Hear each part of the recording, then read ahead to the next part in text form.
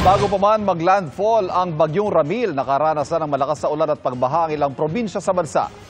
Nakatutok si Darlene Kai.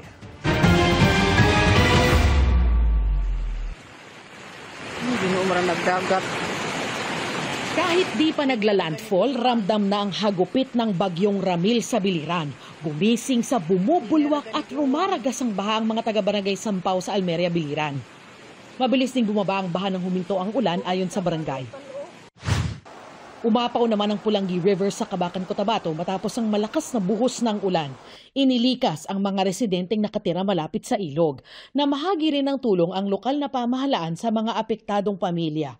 May iba pang barangay na lubog sa baha dahil sa magdamag na ulan. Ay, alhamdulillah. Kanyara man. Apektado rin ng pag-apaw ng Pulangi River ang ilang barangay sa Dato Montawal, Maguindanao del Sur. Sa bayan ng General S.K. Pendaton, halos umabot na sa bubong ang baha. Sa tala ng MDRRMO, nasa 300 pamilya ang lumikas nang pasukin ng tubig ang kanilang mga bahay. Pero mismong ang evacuation center nalubog sa baha. Kaya ang mga residente nananatili sa gilid ng kalsada. Ayon sa MDRRMO, catch basin ang kanilang lugar tuwing binabaha ang mga ibang lugar at umaapaw ang mga ilog sa paligid. Namahagi na ng tulong ang lokal na pamahalaan sa mga apektadong residente. Para sa GMA Integrated News, Darlene Kai, nakatutok 24 oras.